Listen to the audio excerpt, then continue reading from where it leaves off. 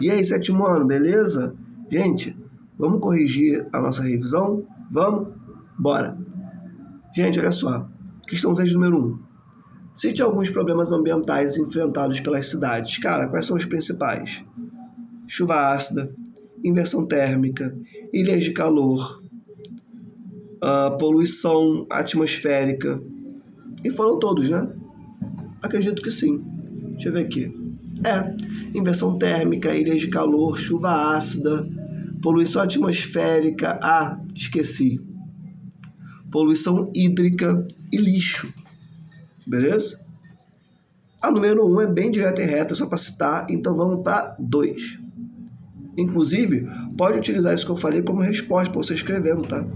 2. Explique metrópoles, megalópolis, megacidades e cidades globais. Escreve assim no seu caderno. Metrópoles, 2 pontos. São as cidades mais bem equipadas. Ponto. Embaixo. Megalópolis, 2 pontos.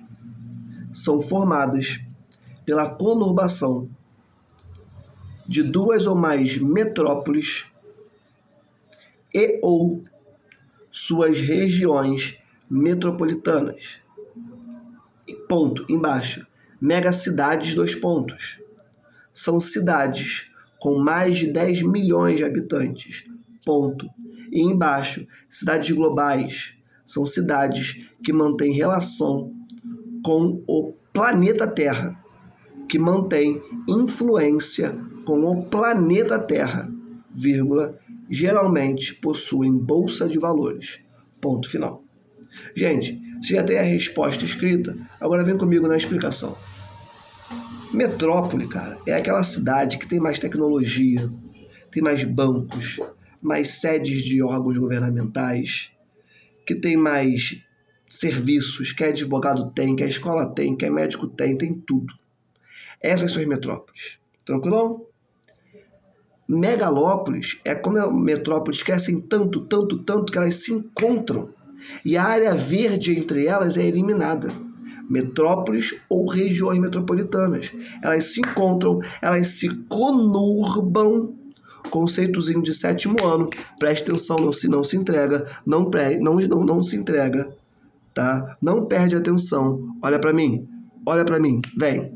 Conurbam. Conurbação significa o quê? Conurbação é quando 2 metrópoles ou regiões metropolitanas se encontram e a área verde entre elas é eliminada, é extinta. E aí quando você olha de cima, na visão de satélite, você vê um tapetão cinza.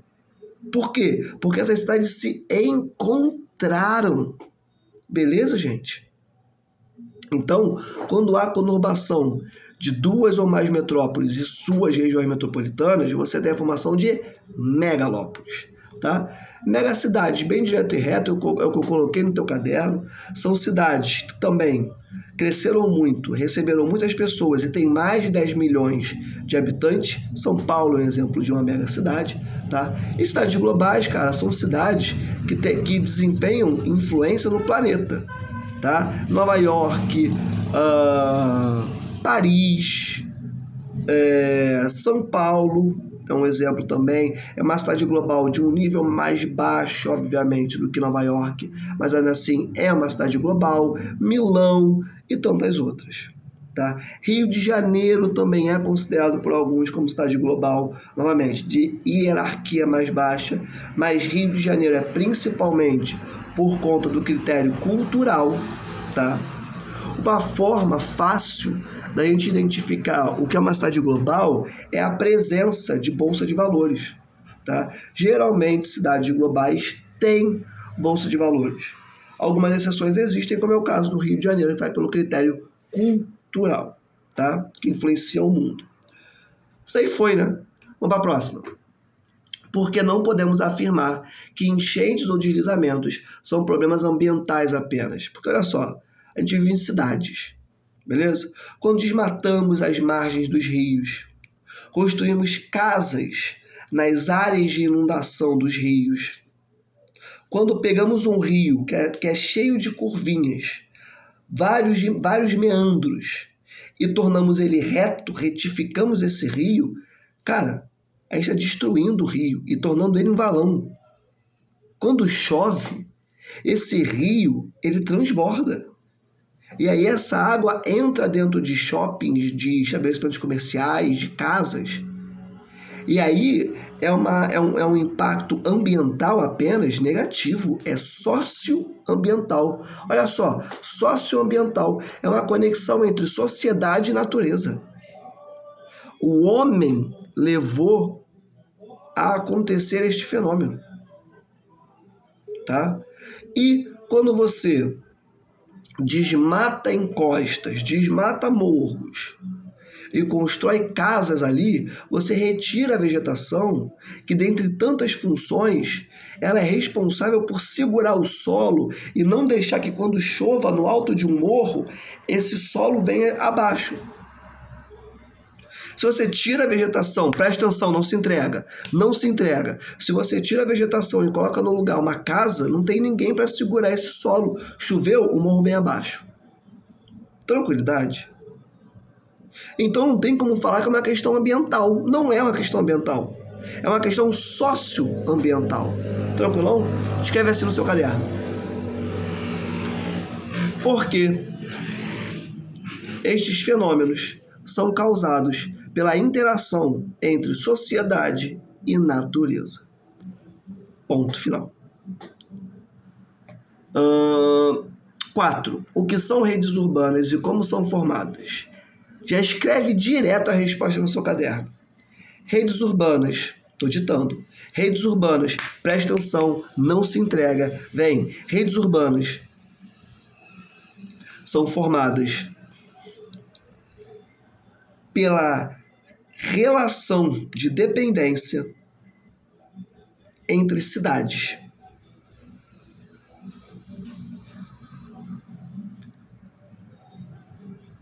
Ponto. Elas são criadas a partir dos fluxos envolvendo estas cidades. Ponto final. Que fluxos são esses? De pessoas, produtos e informações. Acompanhe o raciocínio. Inclusive, dá uma pausa nesse vídeo e vai no Google procurar. Abre o Google. Nesse momento, abre o Google, tá? Escreve assim, no Google Imagens. Rede de pescador. Pesquisar. Essa rede é formada pelo quê? Me responde. Ela é formada pelo quê?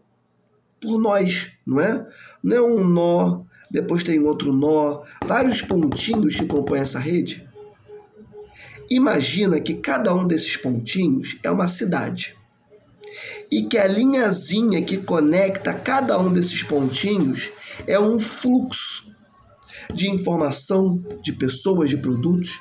Percebe como essa rede de pescador, ela é interessantíssima para abordar o conceito de rede urbana, porque a lógica é essa mesmo. É como se fossem vários pontinhos, que são várias cidades que se conectam pelos fluxos que desenvolvem. Fluxos de pessoas, fluxos de informações, fluxos de produtos, tá?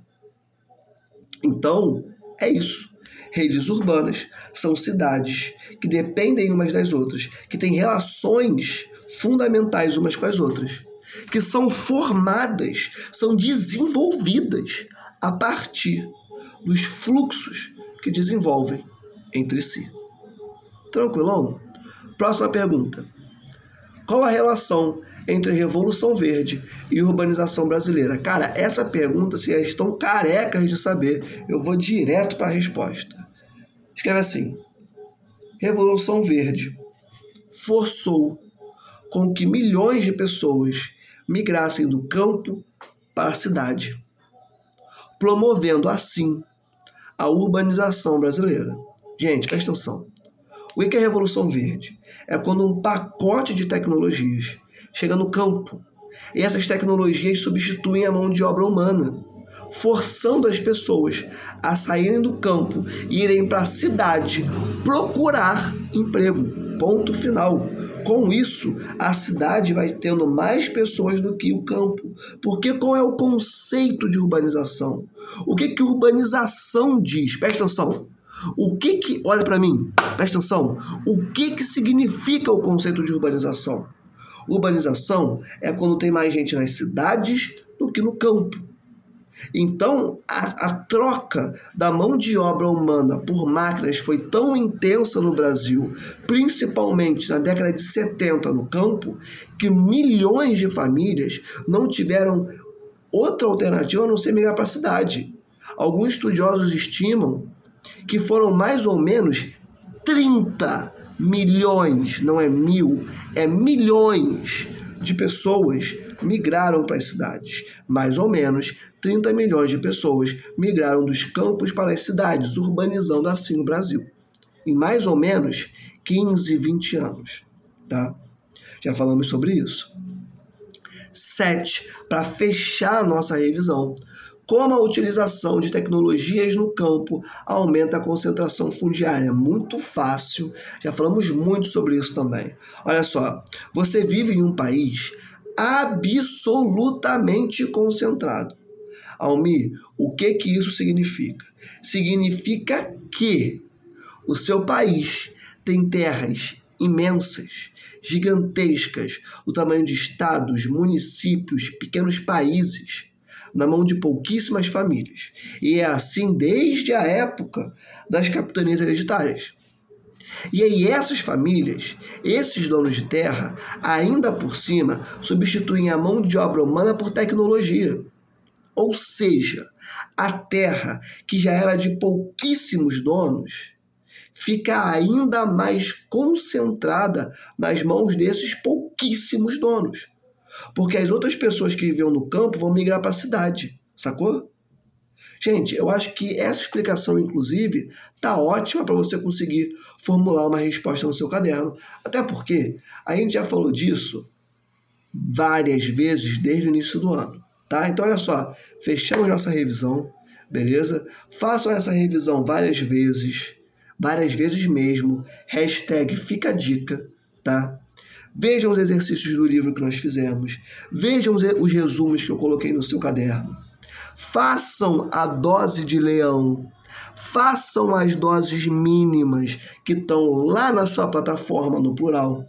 Não deixem de fazer, são muito importantes, tá? E tenham uma boa prova. Confiem em vocês, eu confio em vocês. Vocês são brabos e vocês com certeza vão tirar excelentes notas na P2, tá bom? Ó, beijo no coração, amo vocês, fui, valeu!